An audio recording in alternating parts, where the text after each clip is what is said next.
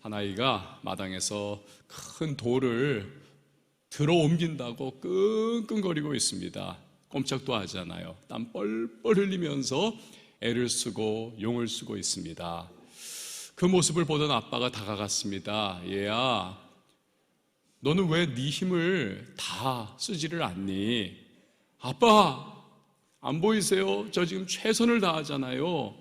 아빠가 빙그레 미소를 지으며 얘기를 하더랍니다. 아들아, 너는 지금 최선 다하는 게 아니야. 네가 최선을 다할 수 있는 것은 지금 아빠를 부르는 거야. 그리고 도움을 요청하는 거야.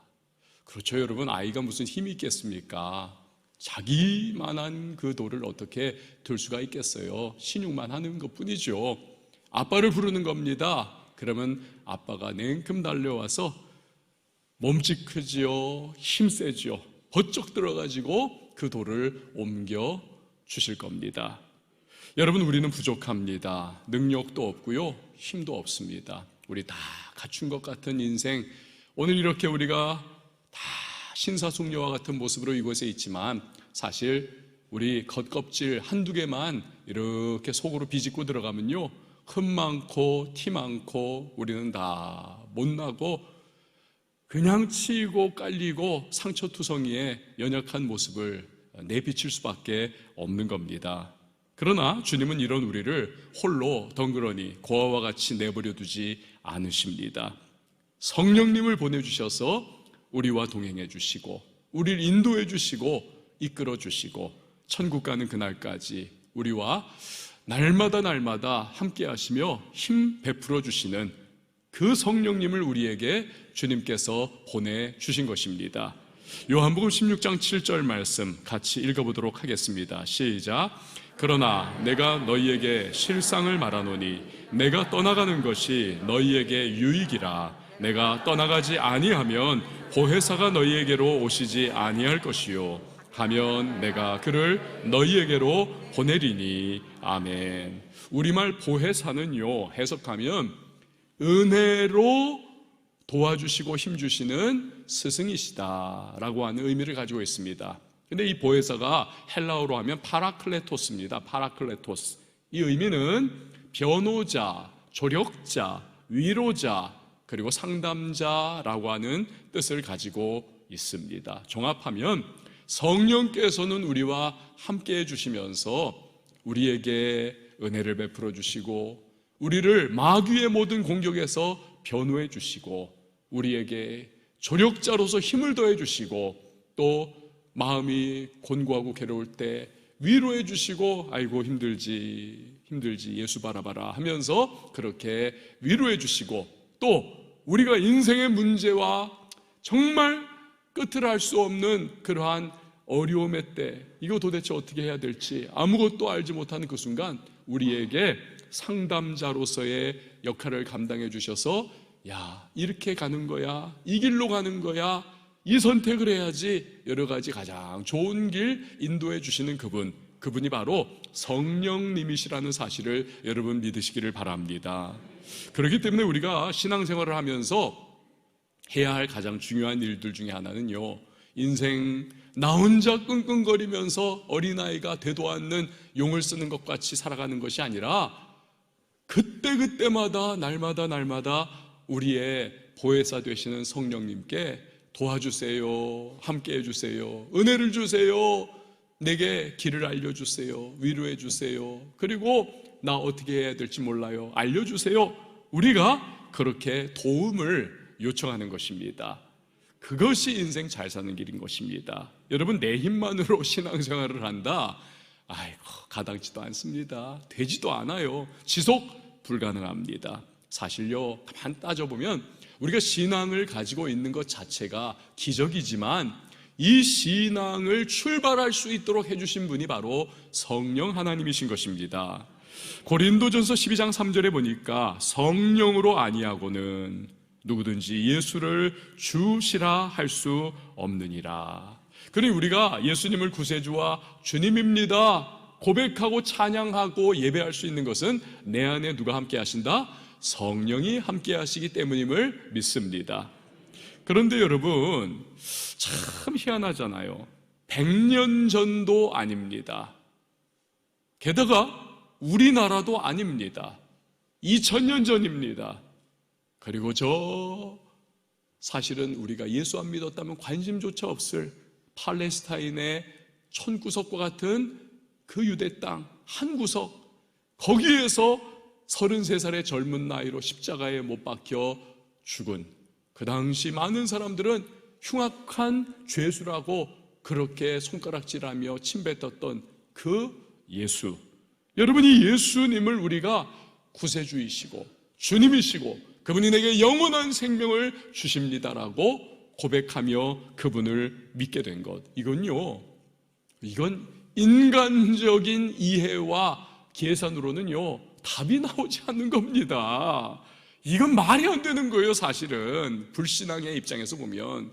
그러나 오직 한 가지입니다. 성령께서 우리의 마음의 문을 열어주시고 영의 눈과 귀를 열어주셔서 우리로 하여금 진리를 깨닫게 하시고 예수가 길이요 진리요 생명 되시는구나, 그분이 부활이 되시는구나, 그분이 우리의 영생이 되시는구나, 이걸 믿게 해주셔서 오늘 우리가 신앙생활을 하게 된 것입니다. 이처럼 우리의 신앙은 그 출발에서부터 성령으로 시작하여 우리 천국 가는 그날까지 성령의 동행하심과 도우심으로 말미암는 것이기에 성령이 너무너무 중요한 분이시죠. 우리 신앙은 성령님과 불가분의 관계입니다. 그래서 오늘 우리가 신앙의 7기둥 중에서 그 중요한 한 기둥으로서 성령님을 오늘 살펴보게 되는 겁니다. 자, 먼저 성령님을 오해하는 분들이 있습니다. 성령을 마치 하나님의 하위 존재로 생각하는, 하나님이 명령하시면 그거 받들어 가지고 그냥 그것을 행해야만 하는 그러한 분으로 생각하는 분들도 계시고요, 또 성령님을 어떤 분들은 무슨 에너지다, 어떠한 힘이다, 어떠한 능력이다 이렇게 생각하는 분들도 계십니다. 그렇지 않습니다. 물론 사도행전 같은 곳을 보면 성령님이 역사하시는 현장에는 아주 강력한 능력, 행함이 나타나고 기적의 초자연적인 역사가 나타나기도 했지만 그건 결과론적인 겁니다. 그리고 그것은 표적으로 나타난 것입니다. 주로 성령은 엄연히 삼위일체 하나님의 한 분이신 것입니다. 그래서 우리의 구원을 예로 들면 성부 하나님께서 태초전에 우리의 구원을 미리 계획을 하시고 구원받을 사람들을 예정을 해 놓으신 겁니다. 그리고 성자 예수님께서는 이 땅에 어린아이의 모습으로 오셔서 결국 33년 동안의 생애를 사시다가 십자가와 부활 사건으로 우리를 향한 구원의 문을 활짝 열어 놓아주신 것입니다. 그리고 이 놀라운 십자가와 부활의 이 구원의 복음을 성령께서 역사해 주셔서 우리로 하여금 받아들이게 하여 주시고 믿게 해 주셔서 구원의 놀라운 역사가 온전히 이루어질 수 있도록 내 삶에 적용이 될 수 있도록 이 삼위일체 하나님께서 함께 동역을 해 주시는 그러한 것입니다. 이처럼 성령님은 하나님이 부리시는 어떠한 하위 존재라든지 하나님의 힘이나 능력, 그게 아닙니다. 성령님은 하나님이십니다. 그리고 우리의 경배와 찬양과 예배를 받으시기에 합당하신 분이 바로 성령 하나님이신 것입니다. 앞에서 예수님께서 성령님에 대해서 말씀을 하시면서 내가 가는 것이, 즉 이 땅 떠나 하늘로 승천하는 것이 너희에게는 더 유익이야. 왜냐하면 성령이 오시기 때문이야. 그렇게 말씀을 하셨잖아요. 우리는 생각할 때 예수님이 우리와 함께 하시는 것이 더 낫지 않겠는가.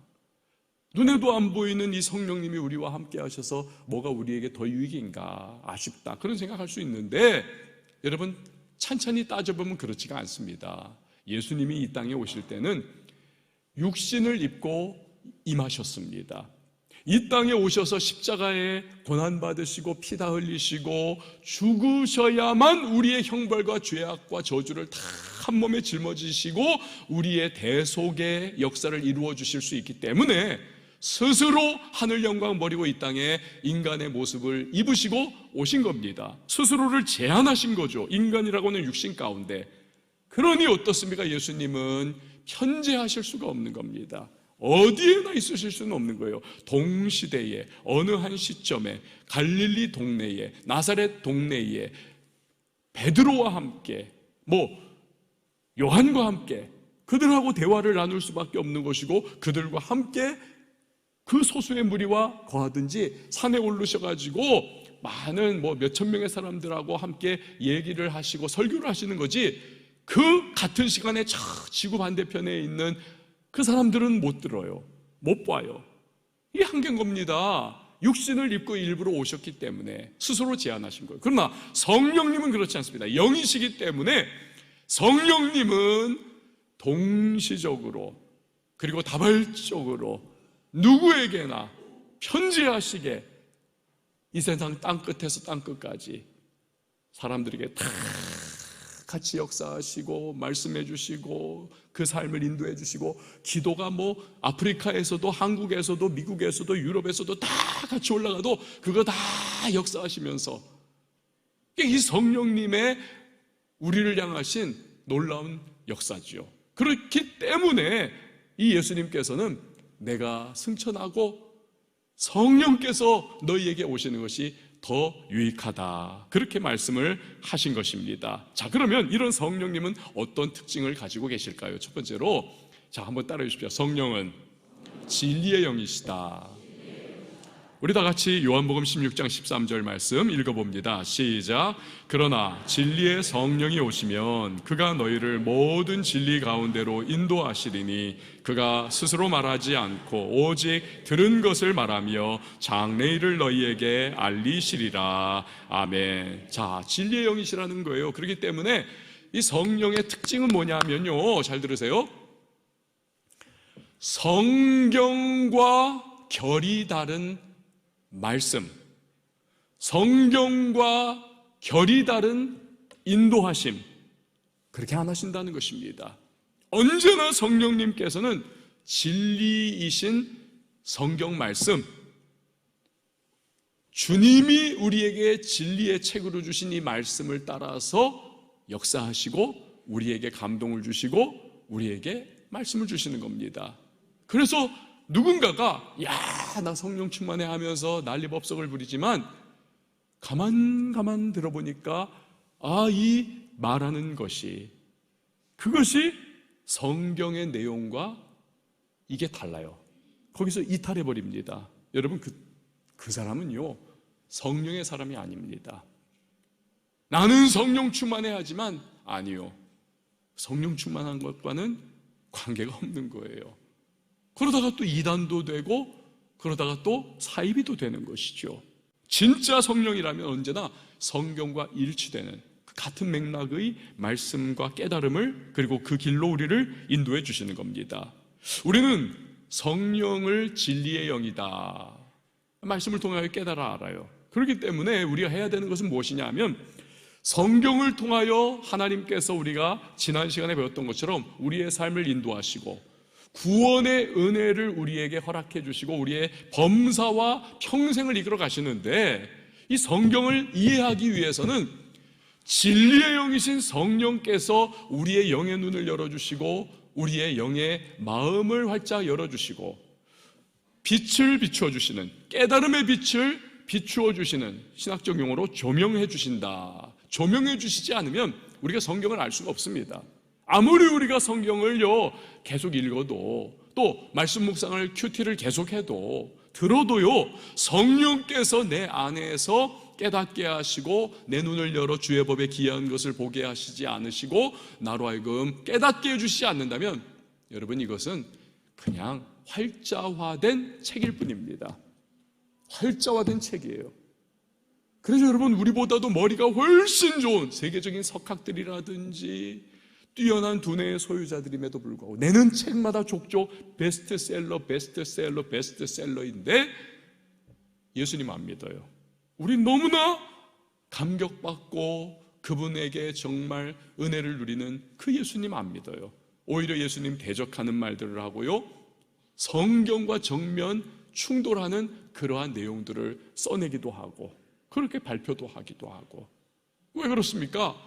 머리는 똑똑한데 그 똑똑한 머리를 성령께서 다듬어 주시고 열어주시는 그러한 은혜를 주시질 못했기 때문에, 성령을 경험치 못했기 때문에 결국에는 따로 노는 겁니다. 인간적인 수준으로 밖에는 할 수가 없는 것입니다. 그래서 우리가 성경을 언제나 읽을 때, 또는 말씀 묵상을 하고 큐티를 할 때, 그리고 오늘 예배드리러 나와서 자리에 딱 착석을 했을 때는 언제나 먼저 기도해야 합니다. 하나님, 오늘 제가 성경 읽습니다, 큐티합니다, 설교 듣고 예배합니다.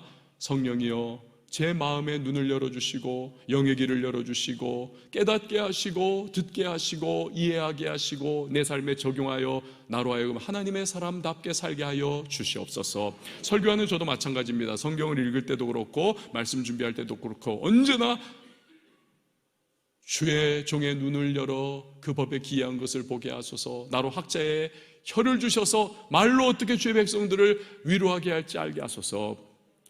옛것과 새것을 넘나드는 서기관 같게 해주셔서 하나님의 말씀을 하나님 잘 해석하고 분별하고 적용시켜 성도님들에게 전달케 하소서라고 저도 기도하면서 준비하고 여러분에게 전달해야만 하는 것입니다. 그러니까 성령께서 도와주셔야 우리는 진리를 깨달아 알 수 있는 거죠. 성령은 또한 예수님의 영이십니다. 사도 바울이 분명하게 그것을 우리에게 말씀하죠. 사도행전 16장에 보니까 무시아 앞에 이르러 비두니아로 가고자 애쓰되 누구의 영이요? 예수의 영이 허락하지 아니하시는지라. 예수님이 보내신 성령님이시라는 겁니다. 그래서 이 성령께서 언제나 예수님을 높이게 하시고 예수님을 예배하게 하시고, 성령 충만하게 되면 언제나 마음속에 예수님이 채워집니다. 예수님을 노래하고 찬양하고 예배하고 예수님 즐거워하고 예수님을 정말 닮기를 원하는 것이 이 성령의 역사인 것입니다. 나 성령 충만하면서 자기 높입니다. 교만해집니다. 예수님보다는 사람들의 시선을 자기에게 초점 맞추게 합니다. 그거 성령의 사람이 아니라는 거예요. 자, 성령의 또 다른 특징은요, 우리에게 사명을 주시고 그 사명을 완수할 수 있도록 은사를 또한 허락해 주시는 겁니다. 하나님이 우리를 창조하실 때 저나 여러분 우리 모두에게는요, 각자에게 사명을 허락해 주셨다는 사실을 여러분 믿으시기를 바랍니다. 난 잘 모르겠는데요. 좀 들어보세요. 여러분, 우리가 죄나 세상에 얽매여 살다 보면요, 사명을 제대로 깨닫지를 못합니다. 그러나 내 안에 성령이 충만하게 임하시면요, 반드시 우리는 사명을 깨닫게 됩니다. 왜냐하면 창조주 하나님, 그 성령 하나님께서 우리를 창조하실 때 사명을 넣어주셨기 때문에 성령이 내 안에 충만하게 기름 부음으로 임해 주시면 우리가 당연히 사명을 깨닫게 되는 겁니다. 자신의 존재의 이유와 목적을 분명하게 알게 되는 겁니다. 그래서 인생을 낭비하거나 누수하지를 않고 선명하게 삶의 목적을 가지고 살아가는 인생을 달려갈 수가 있는 겁니다. 여러분, 많은 청소년들이나 청년들이 혼미해져 있습니다. 방황합니다. 혼돈에 빠집니다. 심지어 자기를 스스로 상처를 입힙니다. 파괴합니다. 내가 무엇을 위해 살아야 하는지 이 사명이 분명치가 않으니까 자꾸 혼란에 빠지고 방황하고 혼돈할 수밖에 없는 겁니다. 그렇기 때문에 청소년이나 청년은요, 반드시 성령 체험을 해야만 하는 것입니다. 성령 체험을 해야만 해요. 성령 체험을 하면 주님이 나를 이걸 위해서 이 땅에 나를 보내어 주셨구나, 확신이 생기는 겁니다.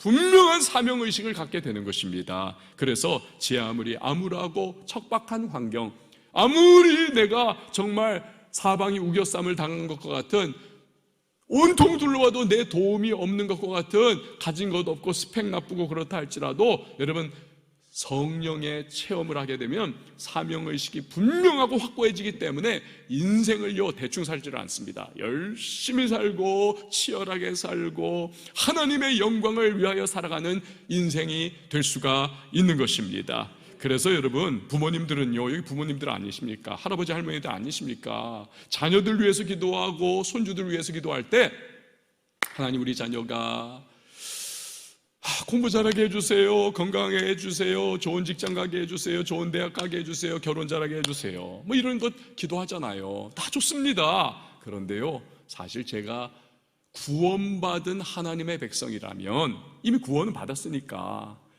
그 자녀와 손주들을 위해서 기도할 때 제일 중요한 게 뭐냐? 사실은 하나님, 우리 자녀가, 우리 손주가 성령 충만하게 하여 주시옵소서.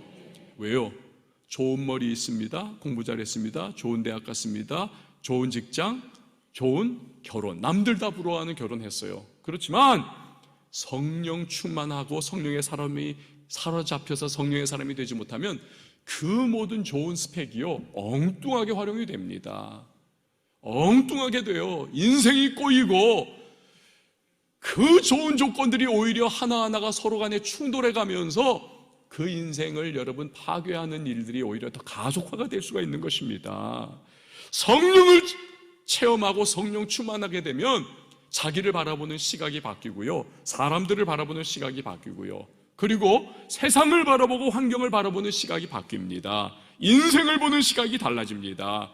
사명을 깨닫기 때문에 그렇습니다. 내가 사명이 이거기 때문에 나는 이런 인생에서 이렇게 살아가야 하고, 사람들을 이렇게 대해야 하고, 내가 결혼 생활을 이렇게 해야만 하고, 내가 교회 생활은 이렇게 하고, 직장 생활은 이렇게, 돈 버는 것은 이렇게, 내가 공부는 이렇게, 분명한 하나님이 인정하시고 기뻐하시는 목표와 목적을 위해 달려갑니다. 잘 살 수밖에 없는 거예요, 여러분. 다윗을 보십시오. 8번째 막내로 태어났습니다. 이스라엘에서 막내는요, 의미가 별 볼 일 없다는 것과 똑같은 거예요. 그 위에 기러성 같은 형들이 쫙 포진해 있는데 선지자 사무엘이 다음 왕을 위하여 기름 부으려고 찾아와 보니까 위에 애들이 너무 훌륭해요. 그래가지고 기름을 첫째에게 부으려고 하니까 하나님이 no, 둘째에게 하려니까 no, 7째까지 다 no. 누구에게 갑니까? 막내 다윗에게 기름 부으라는 거예요. 왜? 위 7명하고는 다르게 다윗은 별 볼 일 없었습니다. 아버지도 인정 안 해주었습니다. 사람들도 주목하지 않는 인생입니다만 하나님이 보시니까 성령의 사람이에요. 성령님과 동행합니다. 그래서 분명한 인생의 목적의식과 하나님 영광을 위하여 살아가는 이 다윗입니다. 그러니 기름 부어서 이스라엘의 가장 위대한 왕으로 그를 세워주시는 것입니다. 여러분, 이렇게 성령은 사명을 깨닫게 해주세요. 그런데 또한 그 사명을 내 힘으로 감당 다 할 수 있나요? 못하지 않습니까? 그래서 성령께서는 그 사명을 완수할 수 있도록 우리에게 필요한 은사들을 허락을 해주십니다. 여러분 안에는 하나님께서 넣어주신 사명뿐만이 아니라 그 사명을 꽃피우고 완성해 나갈 수 있도록 은사도 하나님께서 넣어주신다는 사실을 믿으시기를 바랍니다. 그래서 은사를 필요한 사람에게 부어주시고, 사람도 붙여주시고, 필요한 것들도 공급해 주시고, 물질도 붙여주시고, 순간순간 도움도 허락해 주시는 것입니다. 그래서 성령 함께 살아가는 사람, 사명의 완수자의 인생을 살아갈 수가 있는 것입니다. 그러니까 누구와 더불어 살아가는 인생이 최고입니까? 성령님과 더불어 살아가는 사람, 여러분, 그 사람이 인생 가장 잘 사는 사람이라는 사실을 기억을 하시기를 바랍니다. 이외에도 성령의 특징은 여러 가지가 있지만 오늘 본문에 나오는 여러분 이 내용을 빼놓을 수가 없어요. 그것은 바로 성령은, 딱 한번 저를 따라해 주십시오. 성령은 나를 살리신다. 성령은 나를 살려주시는 분이십니다. 오늘 에스겔이 보았던 환상의 이야기가 오늘 본문의 내용이 아닙니까? 에스겔은요, 암울했던 시기의 선지자입니다. 좋을 때 선지자면 얼마나 좋아요. 그러나 가장 비참한 상황 속에 그는 선지자 역할을 감당할 수밖에 없는 겁니다. 유다 나라가 멸망했어요. 바벨론의 포로로 붙잡혀 갔습니다. 그러니 환경 최악, 상황 최악, 선지자 역할 감당하기에 최악의 상황입니다. 하나님께서 그러나 하라니 하시는 거예요. 그런데 어느 날 하나님의 성령에 감동되어 가지고는 말할 수 없는 환상을 봅니다. 그것은 골짜기에 산더미처럼 가득한 뼈다귀들이 막 나뒹굴고 있는데 그 뼈다귀들을 보니까 하도 메마르고 바짝바짝 말라가지고 말라 비틀어져 버린 그러한 뼈다귀들이 태산을 이루고 있는 겁니다. 태산을 이루고 있어요. 이것은요, 그 당시 바벨론 포로로 잡혀간 유다 사람들을 의미를 하는 겁니다.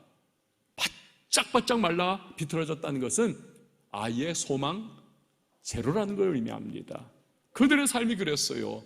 가장 강력하고 포악하던 바벨론에게 나라가 다 망하고 깨지고 다 죽임당하고 살아남은 자들은 바벨론에 끌려가고, 거기에서 무슨 소망이 있겠습니까? 절망이에요. 그래서 그들이 그 말라 비틀어진 뼈다귀와 같은 겁니다. 그런데 처참한 그 몰골을 바라보며 탄식하던 에스겔에게 하나님께서 물으십니다. 생뚱맞은 질문을. 에스겔아, 네가 생각하기에 이 뼈들이 살아날 수 있을 것 같으냐? 대답을 뭐라고 합니까? 주여, 주님이 아십니다. 그 의미가 뭡니까? 선지자로서 믿음이 막 충천해가지고 하나님 당연히 되죠. 그거 아니에요. 물론 하나님 역사하시면 되지만 에스겔의 절망적인 마음은 그 뼈다귀를 보면서 하나님, 이게 되겠습니까? 그 말은 못하니까 하나님께 공 돌려버리는 거예요. 하나님이 아시잖아요. 하나님 알아서 하세요. 난 모릅니다. 아주 그냥 자조 섞인 말을 하는 겁니다. 여러분, 근데 주님이 말씀을 하세요. 에스겔아, 내가 주는 말을 저 뼈들에게 대언해라. 그러면 살아날 거야. 그래서 주신 말씀 그대로를 대언을 합니다. 놀라운 일이 일어나요. 7절 8절 보니까 이에 내가 명령을 따라 대언하니 대언할 때 소리가 나고 움직이며 이 뼈 저 뼈가 들어맞아 뼈들이 서로 연결되더라. 내가 또 보니 그 뼈에 힘줄이 생기고 살이 오르며 그 위에 가죽이 덮이나 그 속에 생기는 없더라. 뭡니까? 마른 뼈들이 하나님 말씀 대언했더니 머리통은 저기 있었고, 그냥 척추는 뼈는 저기 있었고, 갈비뼈는 저기 나부러져 있었고, 손목뼈, 발목뼈, 골반뼈 이런 것들은 여기저기 다 흩어져 있었던 그 태산과 같은 뼈들이 갑자기 막 소리 나면서 저저저저 하면서 머리가 다 가가지고는 척추뼈에 붙고, 갈비뼈가 거기 또 붙고, 다리뼈가 붙고, 골반뼈가 붙고, 그리고 또 팔뼈가 다 붙고 해서 이 인체의 해부전처럼 그 골격을 다 이루더라는 것입니다. 그래가지고는 이것이 사람의 형태를 갖추기 시작을 하더라는 거예요. 그리고 나서는 그 위에 무엇입니까? 그 위에 이제는 힘줄이 붙더라는 겁니다. 그리고 핏줄이 또 연결이 되고 살이 붙고 그 위에 가죽이 덮이고, 즉 피부가 탁 덮여. 모습 그대로는 사람의 모습이에요. 모습 그대로는. 그런데 살아 움직이지를 못하더라는 것입니다. 살아 움직이지를 않더라. 왜 그렇습니까? 그 속에 생기가 들어가지 않았기 때문에. 여러분, 여기서 생기는 히브리어로 루아흐입니다. 루아흐. 창세기 1장에서 하나님이 천지를 창조하시는 그 시기에 하나님이 신이 수면 위에 운행하고 계셨습니다. 그 무질서와 혼돈 가운데 이 하나님의 신, 성령, 이분을 루아흐라고 합니다. 그러니 왜 인간의 모습은 갖췄으나 인간처럼 말하고 행동하고 살아 움직이는 일을 못하는가? 성령의 역사가 그들 가운데 들어가지 않았기 때문에. 모습은 회복된 것 같았으나 정작 진정한 생명력은 없더라. 살아 움직이게 하시는 것은 성령이시더라. 바로 그겁니다. 그래서 하나님께서 이번에는 생기가 들어가라고 명령을 하라 하십니다. 생기야 들어가라라고 명령을 했습니다. 어떻게 됩니까? 10절 같이 한번 읽어봅니다. 시작. 이에 내가 그 명령대로 대언하였더니 생기가 그들에게 들어가매 그들이 곧 살아나서 일어나 서는데 극히 큰 군대더라. 아멘. 생기 즉 성령께서 그들에게 들어가니 그들이 드디어 살아서 움직여 역사하더라는 겁니다. 게다가 그들이 극히 큰 군대, 즉 하나님의 통치와 하나님의 영광을 드러내는 강력한 하나님의 군대의 역할을 수행하게 되더라는 것입니다. 할렐루야. 누구 때문에요? 살리시는 성령 때문에. 여러분, 에스겔이 본 이 마른 뼈 환상은요, 오랜 후에 예수 그리스도를 통하여 실현이 됩니다. 포로에서 돌아오게 되었습니다. 70년 만에. 그러나 유다 백성들은 여전히 마른 뼈와 같은 그러한 상황입니다. 되는 일이 없는 거예요. 소망이 없습니다. 여전히 절망입니다. 마른 뼈가 사람은 모습은 됐지만 살아 움직이지 못하는 것과 같은 똑같은 상황.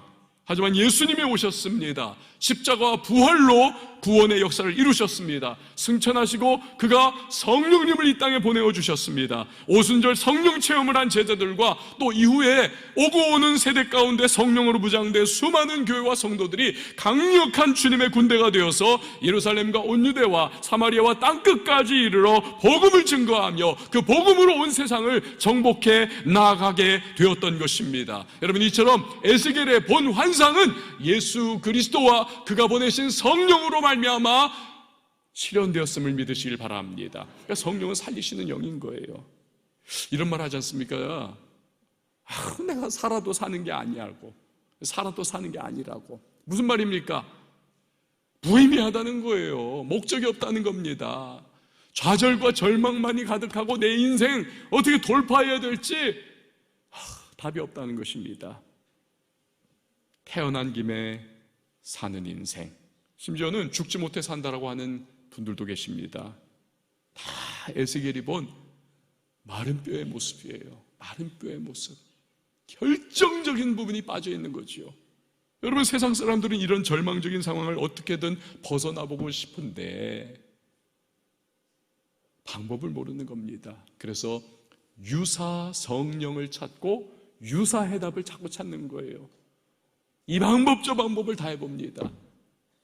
그러니까 술도 마셔보고, 술 마시면서 내 마음의 무의미를 잊어버리려고 하고, 곤핍함과 공고함과 괴로움과 인생의 허무함을 그 술 취하는 그 기분으로 다 퉁쳐보려고 합니다.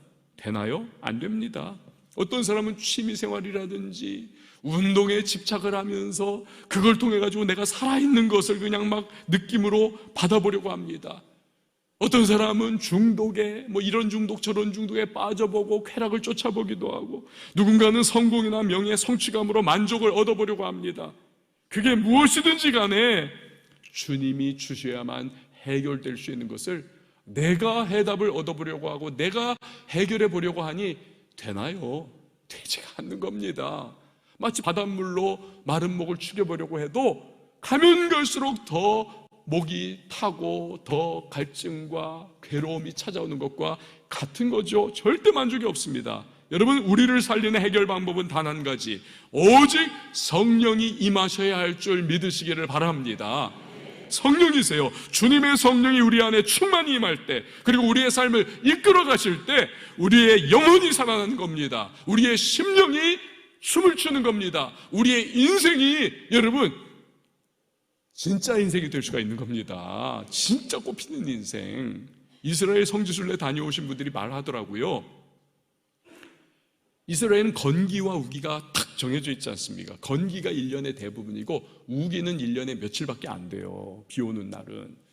근데 그 건기에는 그냥 그 새벽 이슬로 모든 생명이 다 겨우겨우 근근히 맹맥을 유지하는 거지요. 그러니 척박하고 땅도 다 부스러져 있고 이게 생명이 그냥 살아가기 어려운 겁니다. 다 말라 있고. 근데요, 신기하게도 그 우기가 되어가지고 1년에 내릴 비가 그 며칠에 다 쏟아지는데, 그럼 온 산하가 다 물을 머금고 비옥하게 되고, 그러면요 그냥 아주 완전히 온 산하가 다 꽃밭이라는 겁니다. 꽃밭.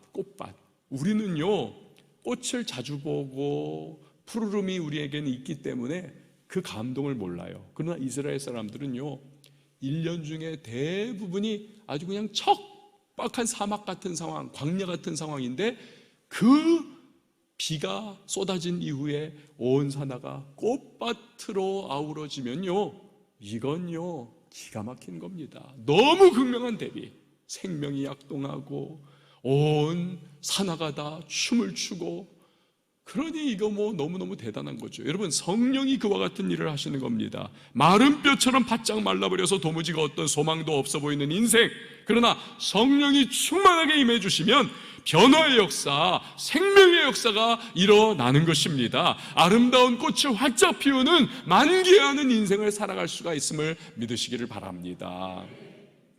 목사이지만요, 저도 가끔은 좌절과 절망에 빠질 때가 있습니다. 낙심이 온 마음을 휘덮습니다. 도무지 기쁨이 하나도 없습니다. 매사가 불만족스럽고 불평이 자꾸 나옵니다.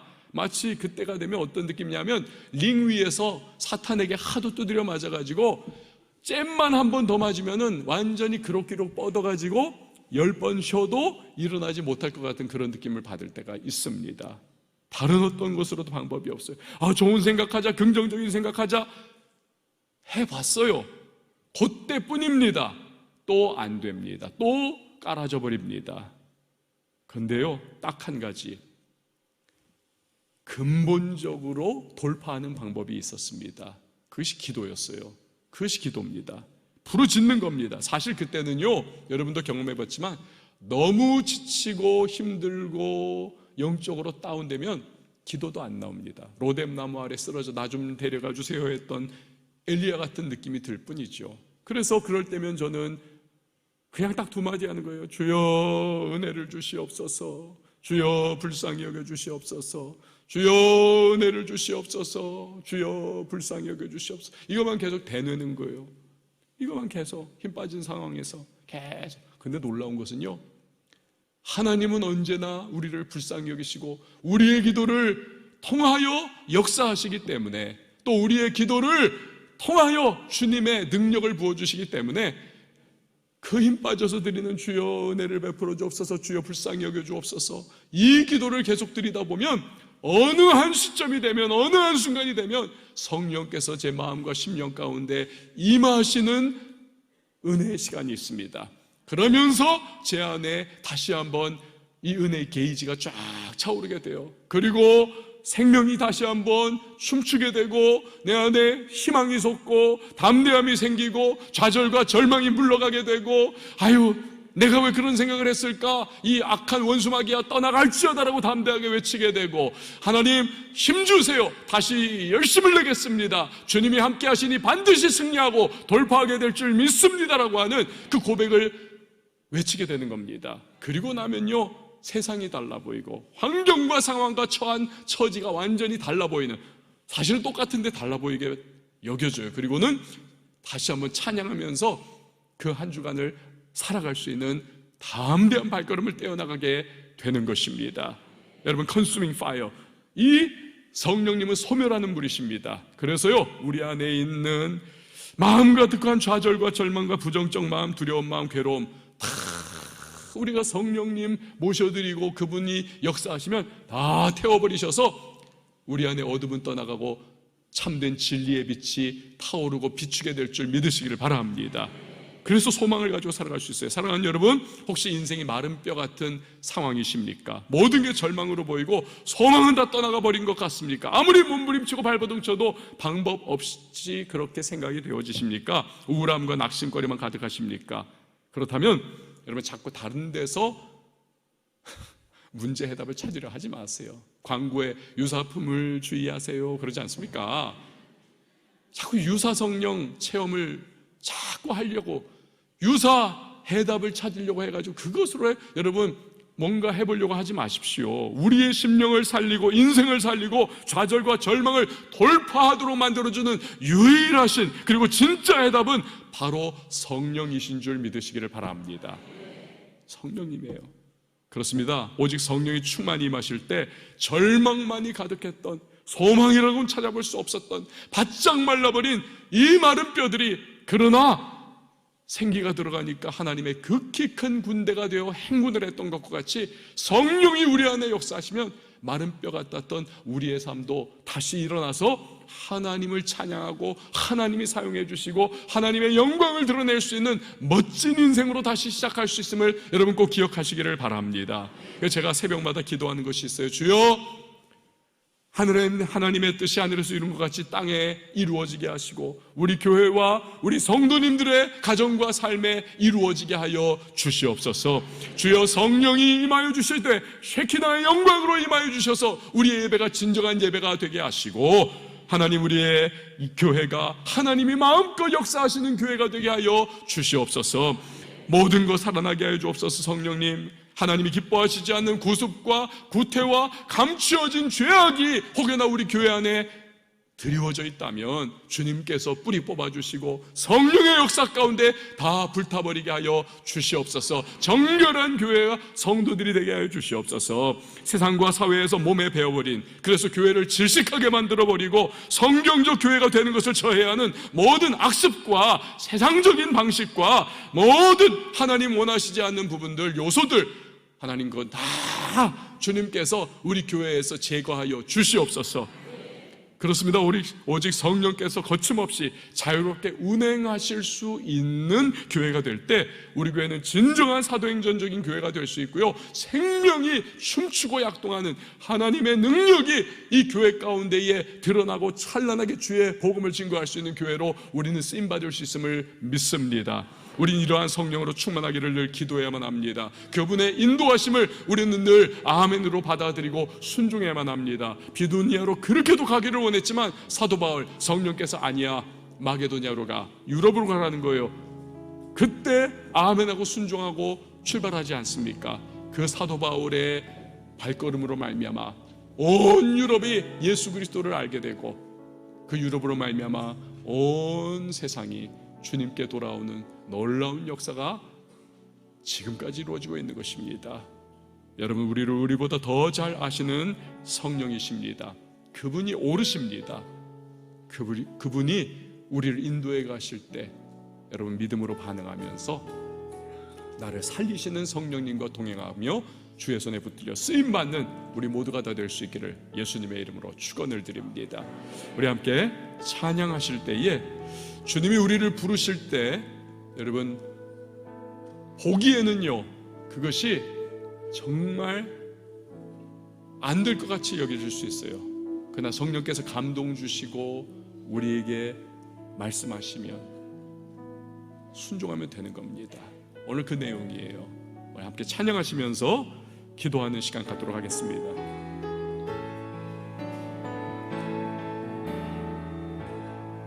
주님 나를 부르시니 두려움 없이 배에서 나아가리라.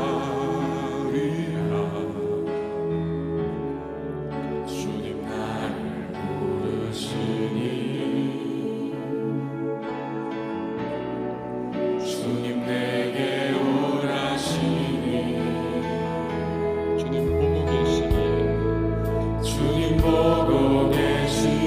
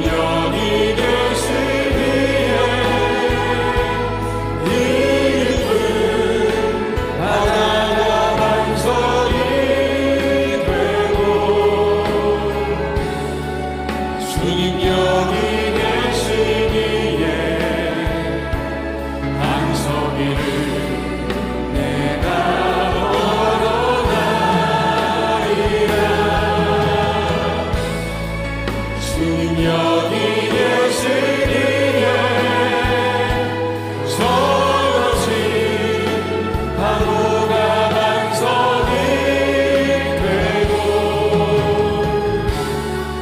주님 여기 계시기에 반석 위를 내가 주님 여기 계시기에 주님 여기 계시기에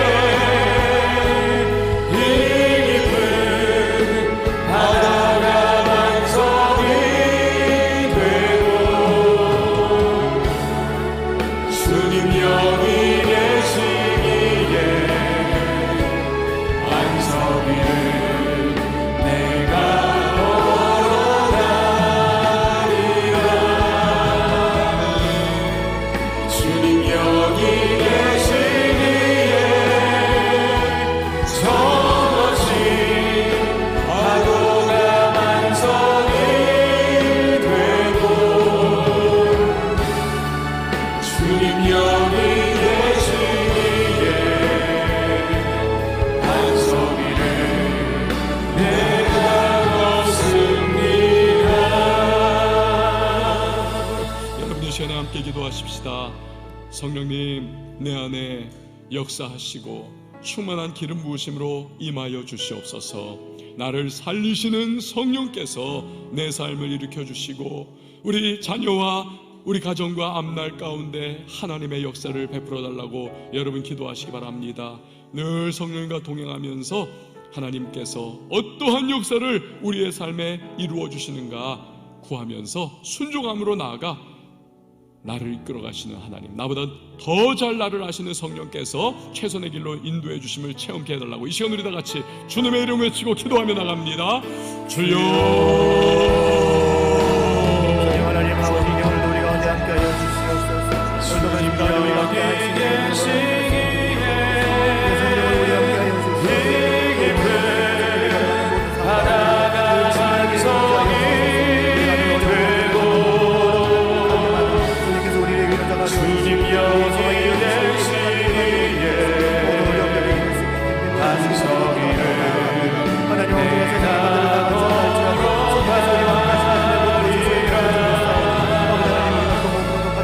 주님 여기 계시기에 저같이 파도가 반석이 되고 주님 여기 계시기에 반석 위를 내가 걷습니다. 하나님 아버지, 우리를 살리시는 성령님으로 충만케 하옵소서. 예수님의 이름으로 기도합니다. 아멘.